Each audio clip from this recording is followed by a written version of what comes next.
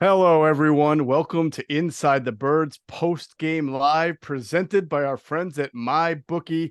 I'm Geoff Mosher, and I'm joined by Clay Harbor, former Eagles tight end, and now a staple on Inside the Birds Postgame Live. Adam Caplan will be back with us for our next postgame show on the following Monday night against Tampa Bay.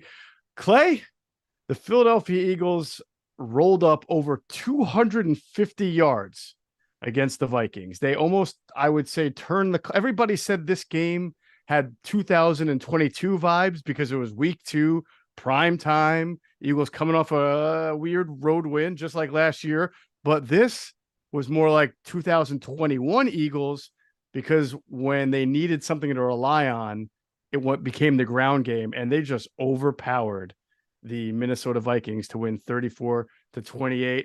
I always like to start off these shows with a big picture takeaway. So you can give me your takeaway from this game or just the fact that the Eagles are 2-0 in the span of 5 days. What is on your mind right now?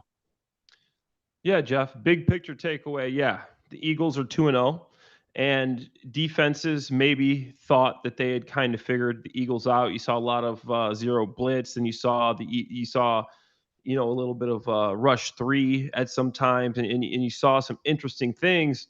But the Eagles made an adjustment. That adjustment wasn't pretty. It wasn't fancy.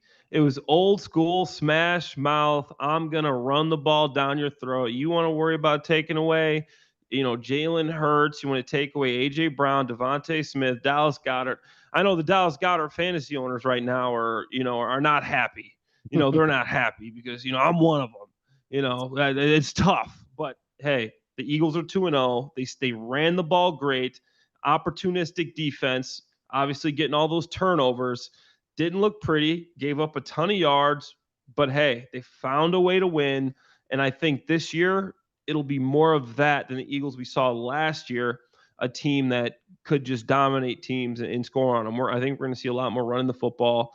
I think obviously we'll have our moments with AJ and Devontae, and I think Dallas will get going. I think he will have his games, but different team this year. When everybody gets back and healthy, I think this team will continue to improve and get better and still be that team that wins the division, even though I know a lot of people are looking at what Dallas was able to do and some other teams in the NFC and think, hey, maybe the Eagles aren't the favorite, but I still think the Eagles are my favorite in the NFC. All right. Good stuff there. I'm going to give you a real big picture here for my takeaway for not just this game, but their 2-0 start. This win and this 2-0 start has a lot of Howie Roseman fingerprints on it, and I'll explain why. I don't know how well you got to know Howie during your time with the career. I know he's pretty good with the players as far as getting to know them. But this is more just about Howie's philosophy and not being afraid to sort of cut against the grain. There's no team, I don't say no team, but few teams like the Eagles who will address the offensive and defensive line so much and so frequently and be so willing to not address other areas that are perceived needs. Linebacker, safety, for a while it was cornerback. They've gotten better there, but even still now they're a little bit thin, right?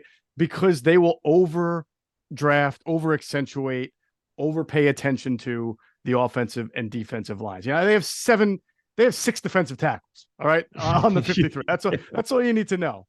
So if you look at their 2-0 start in this game in particular with the Vikings, it has being stronger than their opponent in the trenches, both offensively and defensively, has allowed them to compensate for a passing offense that right now has not found its rhythm. It's hit or miss. And for a defensive back end that is banged up and new and has a lot of rotational pieces, and you saw some back end issues. So without the offensive line and defensive line that the Eagles have, which clearly gave New England and clearly gave Minnesota a lot of issues, then the Eagles are kind of like everybody else. They might still be good, but they're not able to win a game the way they did against the Vikings. So I think you have to give Howie, Jeffrey, Julian, all the brain trust and the organizational philosophy set in place by Andy Reid quite a while ago in the 90s and Joe Banner, right? A lot of credit here because a lot. They get criticized a lot. Second round, Landon Dickerson. Second round, Cam Jurgens. What are you doing? You need a safety. You need a linebacker, right? No, second round. Third round, defensive tackle Milton Williams. They get criticized a lot, Yeah. but the proof is in the pudding here as far as their recipe for success. Yeah, he sticks to it, and it's paid off. And I know Howie, very well. He's the guy that drafted me. He's also the guy that cut me. So I've had the best of both with Howie. I've made several Eagles teams, got to spend some time with him, and he's unapologetically himself. Now, not many rosters can afford to miss your starting cornerback, miss your starting slot defender. Mm-hmm. You miss your starting safety, Reed Blankenship, who arguably, in my opinion, watching the tape of last week, I mean, Reed was all over the field making plays. I know he did give up a touchdown, but in my opinion, Reed had a heck of a game, solid player coming to his own. Nakobe Dean, before he got hurt, comes out. I think he was playing very well after I watched the tape. When I'm watching watching the game live, I don't know idea. Watching the tape, I was very impressed with Nakobe. In the run game, this guy was doing well.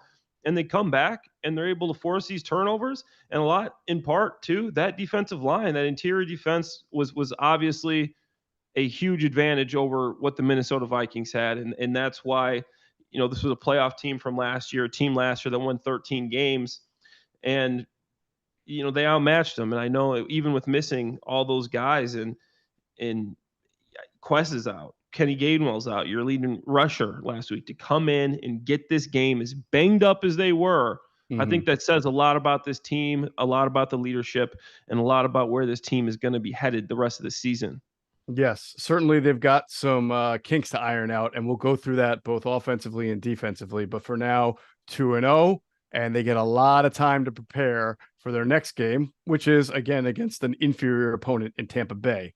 So we will obviously have all the coverage of that coming up in the next few days. I want to get into the offense first, but before we do that, I want to talk about our friends and partners, MyBookie. As a bettor, you demand perfection, and MyBookie delivers. NFL, college football, and a brand new cash out system give you options to bet and win all season long. First two legs of your parlay hit, cash out early and place another bet, or let it ride for the chance at a bigger payday. Join the MyBookie family for an entire season filled with daily odds boosts, same game parlays, and super contests. This season, MyBookie has a no strings attached cash bonus that lets you deposit and withdraw quick. So use promo code ITB on a deposit of $50 or more, and you can receive up to $200 in cash instantly to your MyBookie account. Bet your deposit amount once, and you're ready to withdraw any time. Again, that's promo code ITB to claim your cash deposit bonus. You can bet anything, anytime, anywhere, only with MyBookie. All right, let's talk about the offense, Clay, because obviously the highlight is that, and we saw this last year in the Jacksonville game. It was raining. The pass offense was a little sporadic, and you may have watched that game with your Jacksonville Jaguars roots. The Eagles decided, well, you know what? We're just going to run the ball on the Jaguars. And the Jaguars, they couldn't do anything about it. And it really felt that way against the Vikings, who were playing a lot of different fronts, as you mentioned. But, it's not like the Eagles were telegraphing what they were doing or not telegraphing what they were doing. They were going to run specifically, it seemed, a lot of inside zone, get Kelsey and Landon Dickerson, even Jordan Mailata, on the left side, because it did seem like DeAndre Swift went left a lot, even on the inside zone. The big fellas did their job. And I don't know, at some point you just watched the Vikings and you had to think to yourself, there's nothing they can do. They just cannot stop this. Yeah, those are the games you like to play. The big guys up front, they love that. I know Kelsey, seeing those guys get on the second level. And the one thing I noticed, watching a lot of the Bears, watching their receivers and these all 22 tapes, the Eagles receivers and tight ends. I mean, these guys, the reason they're able to get some of these runs to go for over 5 yards, bust them for 10 to 12 to 15 yards, because these receivers block, man. Great Devontae point. Smith, A.J. Brown, I mean, when Quez is healthy, these guys are down the field. They are blocking. They are taking it seriously. You watch some of the stuff Chase Claypool is doing. I don't know if you guys are familiar with the Bears situation. The Eagles don't have that. These guys take pride in the run game. And Mhm. that's why they're able to run the ball the way they are. Obviously, the big guys up front, Lane, Kels, I love those guys. The way they're getting on the second level, they're still moving, they're still getting it done. That's great. And they're not even using the zone read as much as they typically do. This was just straight zone. Straight zone. This isn't much zone read. Jalen had some runs, but this is just straight zone. You're not tricking them. You're not taking a guy out of the play. You're just running the ball down their throats, and there was nothing they can do about it. It wasn't the trick 'em, zone read, whatever. Jalen's going to handing the ball off and getting yards. And as a tight end and as a offensive lineman, that's what those guys want to do. Pass blocking sometimes gets hard. Yeah. You want to smash mouth football, and that opens things up in the pass game. I think that's why you did get a couple of those big plays near the end. It's like, hey, it looked like a blown coverage, but Harrison Smith, he's like, man, we got to stop the run. Yep. He starts peeking in the backfield. Devonta Smith bowls by him. When you run the ball like that, you will get some easy touchdowns. It's not luck. It's the fact that you are running the ball so consistently. These safeties now, these linebackers, have to start focusing on it. Then you get a chance to throw it down deep to one of your big-time receivers. That opens that up. So I thought that's what started everything. If they can keep this going with DeAndre Swift, and the sky's the limit here. Yeah. Now the question will be, can DeAndre Swift, who had to play, but then also even bigger role as Boston Scott went to the sideline with a concussion. We got a few answers about the Eagles running game tonight.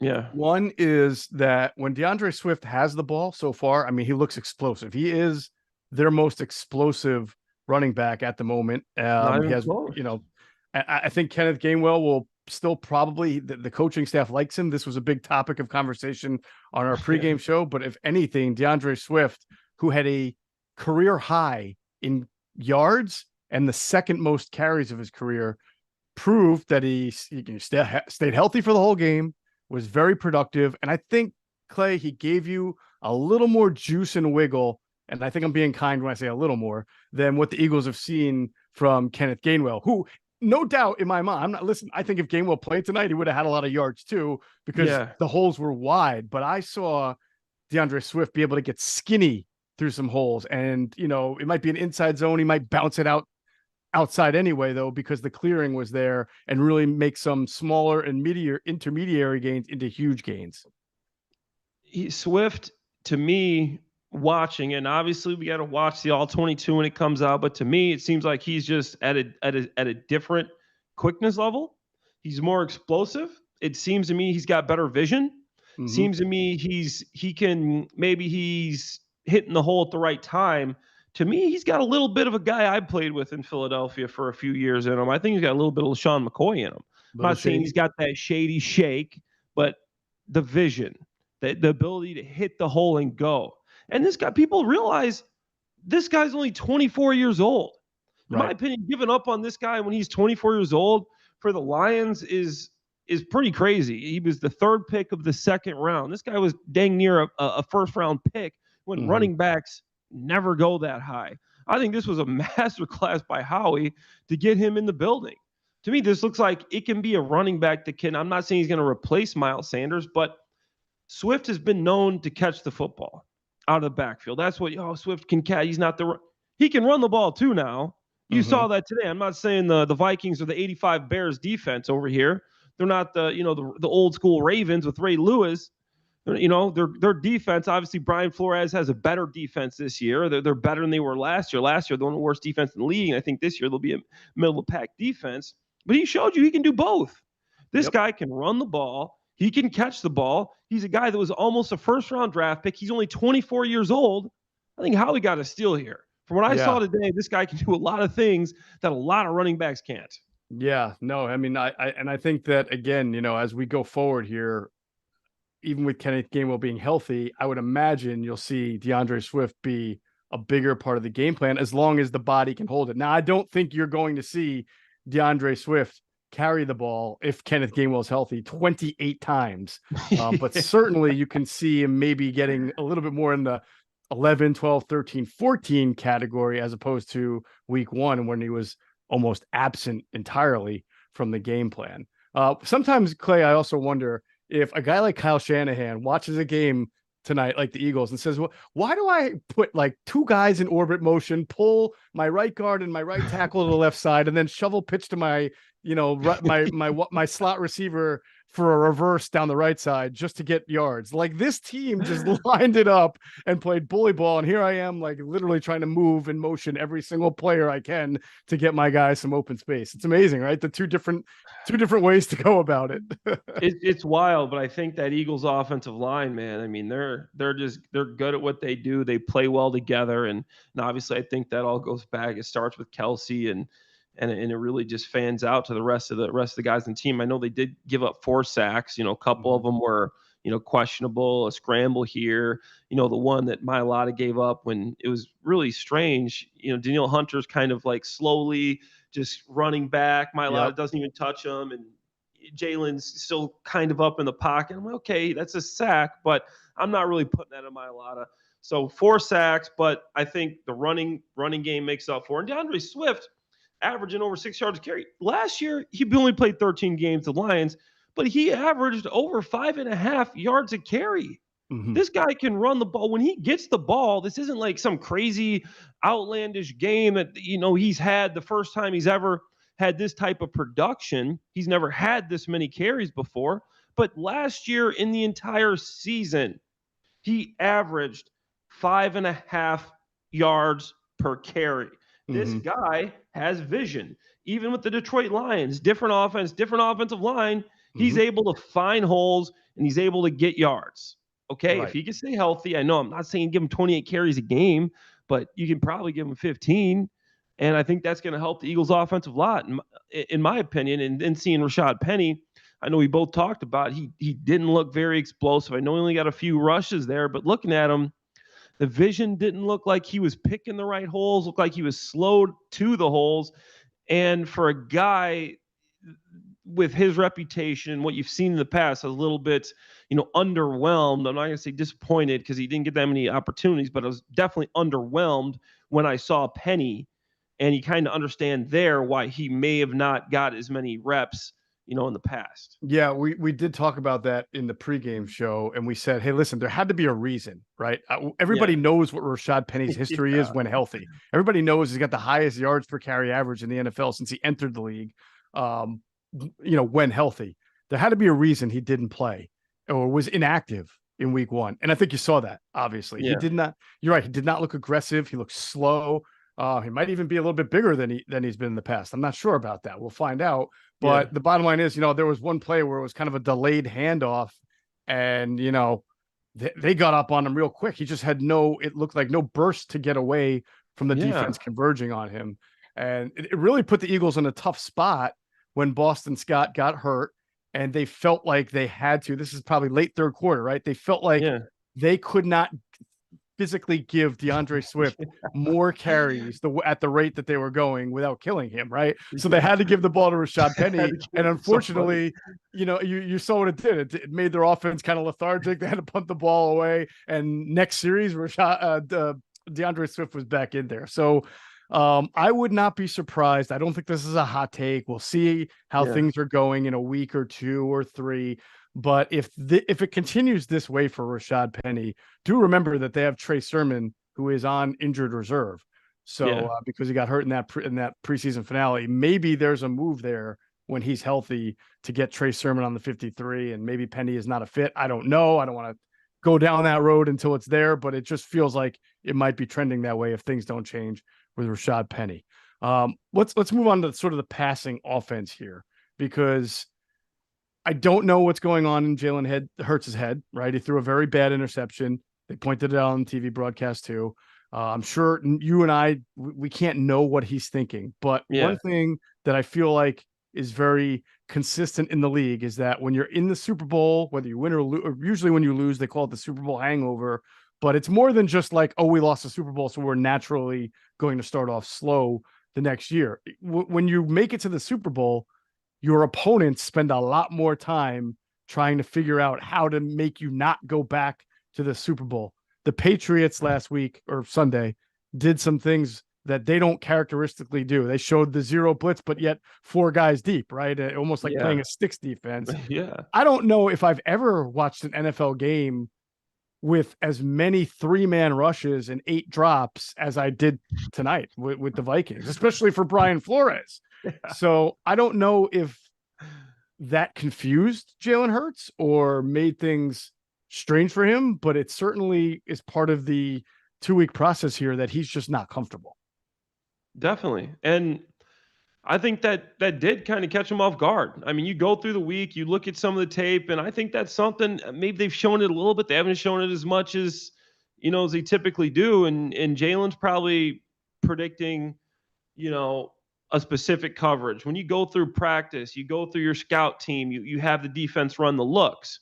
I guarantee you they were not going through the drop 8 looks. And I mean, that matters. When you're practicing, expecting something, they hit you with something else.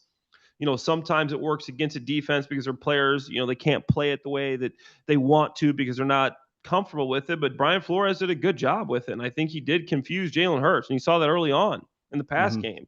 You weren't getting anything. You weren't, he obviously the interception was tough. And I think he forced a couple things. Obviously, you had a couple of tough plays there. Obviously with like the pass interference that wasn't called with AJ Brown missing a big opportunity there. But Jalen, for a guy that went 18 for 23, solid game with a touchdown interception, he just didn't look like himself. I feel like it wasn't the Jalen Hurts we're accustomed to seeing. And just knowing him, I think he'll continue to improve. But Tampa's got a good defense too now. I was going to say, who's up next? Todd Bowles, right? Bowles, same kind of guy. Same type of guy. And it's not going to get easier. It's going to be another tough defense. Slug them out. Obviously, I think our defense can stop them. And when we start talking next week, I think the Eagles will have the upper hand there and hopefully get some of these guys healthy. But Todd Bowles is another guy. He's going to look at this tape and he's going to see what was done to confuse Jalen. He's going to see what Bill did. He's going to see what Flores did. And he's going to start doing plenty of the same and probably bring in a couple wrinkles of his own. And it's going to make it difficult again. So it'll be tough. Yeah. Now, Todd can't help himself but to throw at least 35% blitz, which is low for him. He's usually in the 40s. So I don't know if he's going to be able to do as many 3-man rushes as Brian Flores did. I feel like he'll start scratching at the net. Like he can't help himself. Yeah. But to your point, he will probably watch this tape and think he's got to do things a little bit differently as well. You saw AJ Brown on the sideline, a little bit frustrated. Yeah. This is just stuff like it's a bad kind of feeling, right? You don't want to see the team that just went to the Super Bowl getting all, yes, they're 2-0, but sort of having now guys like getting hurt and then B getting frustrated on the sideline. So this will be a challenge, I think, and the first one in a while for Nick Sirianni to kind of keep everything together and keep this whole, be the glue, right? Because there's 2 new coordinators. There's a whole new defensive staff.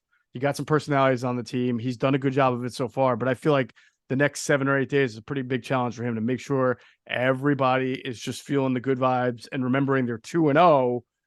And it's better to be 2-0 with flaws than 0-2 with flaws, right? Yeah, absolutely. And I think this is great that they're going to get some time now. They're going to get some time. I mean, it's like a pseudo bye week almost. Get some guys healthy. You're going to come back. You're going to watch the tape, and then you're going to get a few days off. I mean, typically, I used to love Thursday night football games. I know a lot of people hate them because you come back, you're bumped and bruised. But for me, we ain't practicing.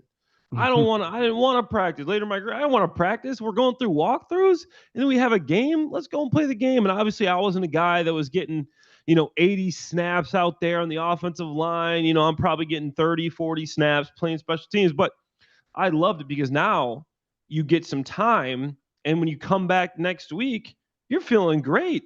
Those bumps, those bruises are healed. You get time to go in. You get treatment. You get a little extra time to look at film. Now you get to sit back on Sunday. You're hanging out at home. You're going to be watching the Bears versus the Buccaneers, taking some notes, watching the game, seeing what they're doing. Then you get to come in the next day, watch the tape on them again, see how it looks at the all-22 with the pointer and clicker in your hand. I used to love that. I used to think that was a huge advantage. Let me play on Thursday. We have a big advantage coming into next week. And then I come back for Wednesday practice. I'm feeling refreshed. I miss football. I miss practice. Now I'm ready to go again. Let's do Wednesday practice. Let's do a 2-3 hour practice. Let's do Thursday, Friday. And you come back and you have the game there on Sunday. But I think getting through this Thursday night game, getting the win, now you got extra time to prepare. get healthy, extra time to look at that tape, get in the film room, get in the training room, get in the weight room. And I think the Eagles can really, really improve from here just because extra time that they have to do everything they need to do. 100%. All right, good stuff. We're going to move on to the defense in a second, talk about some of the really big plays that were responsible for turning the tide of this game. First, I want to remind everybody to check out our friends at phlsportsnation.com. They're enhancing the fans' experience with their coverage of all Philadelphia sports teams for the fan, by the fan. That's their motto. So make sure you check them out at phlsportsnation.com and on Twitter at phlsportsnation. And let's now hear a quick word from our friends at Sky Motor Cars. Sky Motor Cars in Westchester is a different sort of dealership. All it takes is one look at their Highline pre-owned vehicles that people over the country want and need. Owner Brett Schiller, make sure you don't spend a dime of your money before you purchase the car. Sky Motor Cars allows you to make all the decisions regarding your next vehicle. At Sky Motor Cars, you never have to spend more than necessary. Visit SkyMotorCars.com today or call 610-918-7225.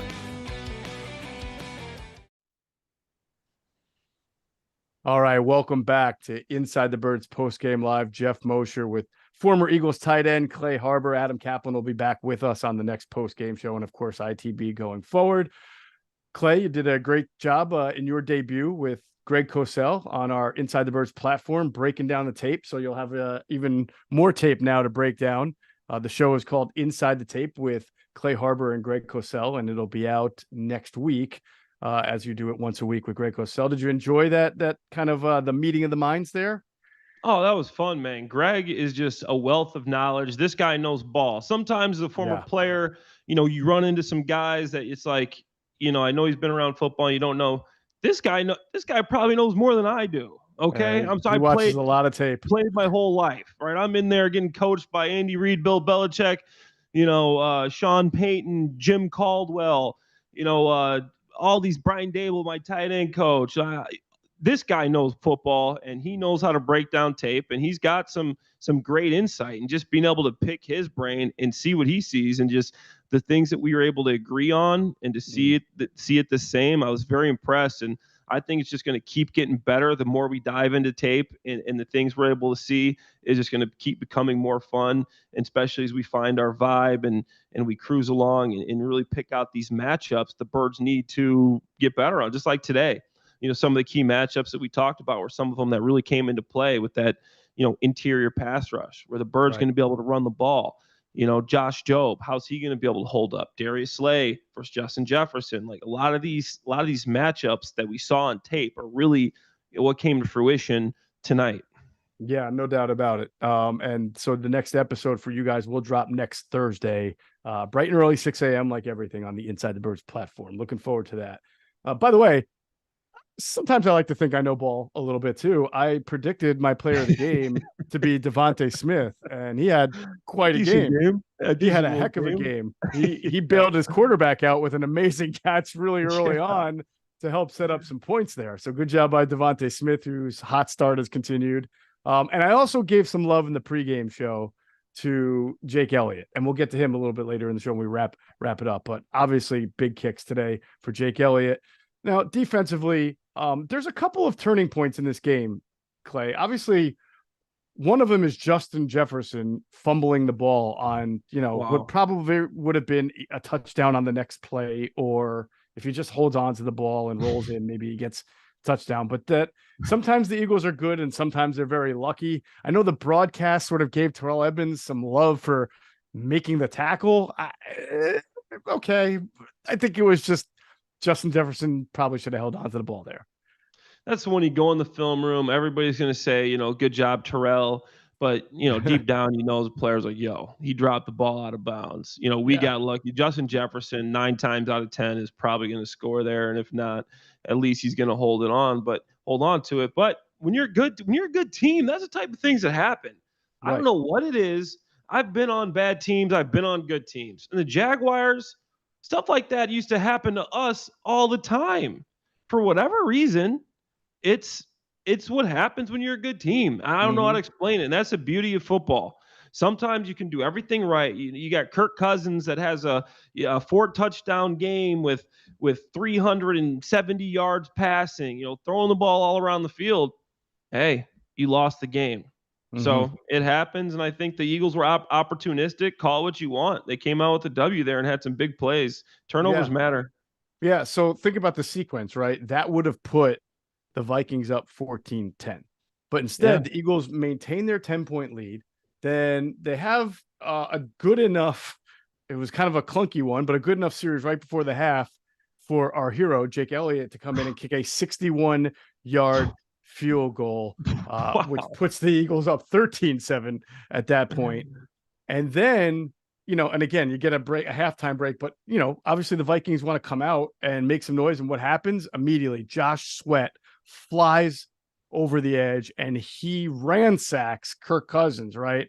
Yeah. With that, really, the one thing about Josh Sweat that people maybe sometimes forget, his wingspan is like that of someone who is like 6'8", I believe. He can tie his shoes standing up. Yeah. Yes. He can scratch his knees without bending. So he obviously caused a great sack and forced fumble. Fletcher Cox picks it up, and it sets up a very easy touchdown for an offense that's struggling at that moment. And it puts the Eagles, I don't want to say in the driver's seat because points were scored, but they went up 20-7 on that. And I do think that's the turning point in the game right there, because then it became a real uphill battle for the Vikings. Were always going to have to be operating from behind. The fumble by Justin Jefferson and then the sack strip that Fletcher Cox recovers from Josh Sweat, to me, are the two biggest plays in the game. Oh, absolutely. And I think Josh Sweat, man, he's been doing it for a while. And he's one of those guys that if you watch the Eagles, you obviously know who he is and how good he is. And, guy had double-digit sacks last year. And one of the reasons Eagles had 70 sacks last year, led the NFL, setting records with this defense. But if you don't watch the Eagles, somebody says Josh Sweat, you're like, who? Who? No, Josh Sweat's a player, and he's a guy that consistently flies under the radar somehow and keeps getting plays done. I mean, this guy can play. Just watching his pass rush moves, he's the real deal, and he's going to get his double-digit sacks. He's a guy that really brings it on this defense, and I love to see him, his pass rush ability. And he's a guy that plays with the motor, and I really do like what Josh Sweat brings to this team. Earlier in his career, they tried to sometimes move him inside in nickel, which makes sense because of the long arm, right? You back down passes, you got that burst against the guards, but it wound up never working. I mean, he was serviceable, but not as impactful as if you give him a little space on the edge. And it looks like there are times where Desai is flexing him out. I wouldn't quite call it wide 9, but 7 technique maybe, where they're just giving him a little bit more space to operate. Those guys with the wingspan, when you flex them out and you give them some momentum, they're hard to block, man. I still remember.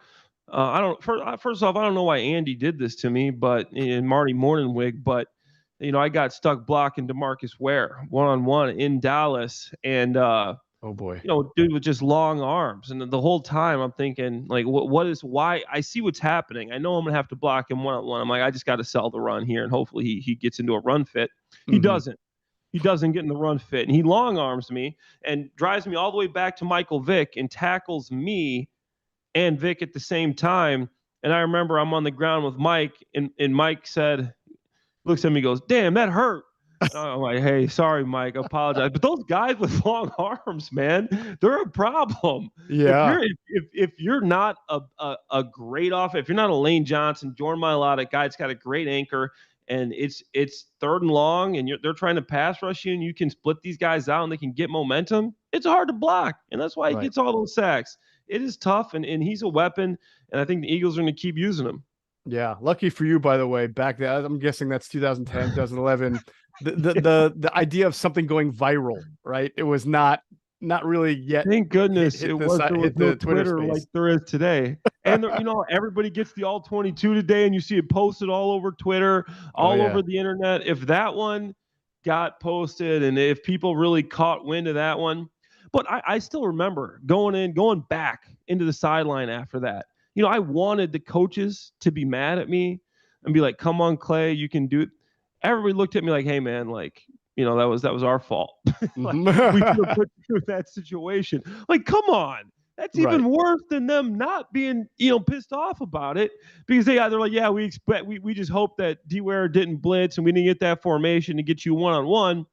But I'm still thankful that one didn't go viral and that wasn't in this Twitter or X, whatever you want to call it, world, when that definitely would have been a thing. 100%. So here we are. The Eagles are up 20-7, right? And then the Vikings come back on the field and they're facing 3rd and 5. And again, the Eagles get a decent rush, but Cousins is able to get a really nice pass off over the middle to who's number 3? Is that Addison? Was it Addison or I think it was, but he drops it. It's just right in his hands and he drops it. I think that was Osborne. It might have been KJ Osborne now that I think about it. Yeah. But either way, drops it. They got a punt. 3 plays later is when the Eagles essentially put the game away, going up 27-7 with the touchdown. Now, here I want to ask you this, okay? The touchdown to Devontae Smith. Did you think Caleb Evans thought he had safety help there? Because he kept throwing his hands up like, where were you? I mean, he clearly got burned in man coverage, but he also kept looking around like he was supposed to have somebody there. He thought he had safety help in Harrison Smith. It was a mix-up. It was 100% a mix-up. But when you start pounding the rock like that, I think that's going to happen. And Harrison started peeking in the backfield, and that's something that happens when you have that. And overall, looking at their safeties versus the Eagle safeties, I was worried before the game with Reed being out. Like, how's Terrell Edmonds going to do? How are the Eagles going to handle this? And I thought, obviously we got to watch the all 22, and obviously they didn't play great, but I thought the linebackers, they played good enough. There was a lot to be said. We're worried about that. With Nakobe Dean being out, I thought you saw Nick Morrow step up a little bit. I thought Zach Cunningham had some good plays. I mean, there's one time he guarded Justin Jefferson. And I mean, he made some big plays in the run game. And, Josh Jobe did get burned on the touchdown to Jordan Addison. Right. But, overall, I don't think these guys played bad. I want to watch the all 22, but I was satisfied almost in what we were able to see for guys that you're not going to be relying on to be starters throughout the whole season. It's good to see that you can step in with these guys. They're not going to be a huge drop off and just get picked on, time after time. Because I've seen players, one of your backups on the team, if this guy gets in the game, you're just hoping they don't look at the guy because he can't play. Sometimes you just don't have depth. They're going to be getting picked on. If they throw it his way, it's going to be a tough night for our defense. I think the Eagles show that they do have more depth than people thought. Yeah, I'm going to give credit to the defense, even though it looks, 28 points, like not great, but considering all the injuries that happened in the game, Maddox went out. Mario Goodrich had to come in. He's never played in an NFL game before. Corner. You mentioned Josh Jobe making his first NFL start. He had a couple of nice plays until that one time where he got burned by Addison, which, it happens, and you expected he was going to give up a play or two. The touchdown to Osborne in the fourth quarter, it looked like Goodrich was just confused, right? And you're going to have that when you've got so many new guys in the back end. And then, of course, the last touchdown to Hawkinson was they're just letting the Vikings run the clock out and pass the ball. The fantasy owners are happy, though. Yes, I'm sure they are. are. So in general, given all the injuries, right, I actually think the Eagles defense played fairly, even on the back end, played fairly well. I mean, Nick Morrow, as you mentioned, this guy they cut, right? And then they cut him, and then all of a sudden he's wearing the green helmet in this game. So it enabled them to keep Christian Ellis off the field. I know you felt that probably was the smart idea to play Morrow over Christian Ellis. Yeah, definitely. And I know we alluded to it in our film breakdown that, Christian Ellis didn't have a great game. And this guy was one of the guys I was worried about. And I think he was a weak link. And Morrow's a guy who's played in this league, and I know a few of his tackles were about 5 to 8 yards deep. And it never seems like, with Morrow, for whatever reason, it never seems like he's stopping someone in their tracks. When he's tackling someone, they're always falling forward. But he was in the right spot. He was there. He was making some plays. No huge plays happened in his wake where he was. And this guy's a guy that can play some special teams. So I think he's a guy that can fill in until Nakobe's ready to come back, and let Nakobe get healthy. You can keep Morrow out there. I like what we were able to see with Cunningham. So I think it was big of him to be able to step up like that. Yeah, no doubt about it. You know what? The one thing that I'll leave you with is that I felt like Kevin O'Connell tried really hard to be patient. Okay. I mean, he did try to run, but you can't run. So far, you have not been able to run on the Eagles.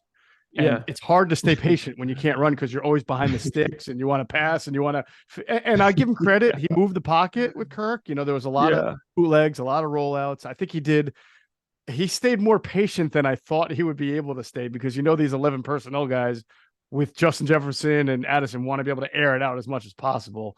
But the Eagles are going to be tough, even with their back end issues on defense, as long as they can play the run like they have, which has been much better than they did last year, and keep forcing these opponents into longer and harder to manage down and distances. I think they'll be all right.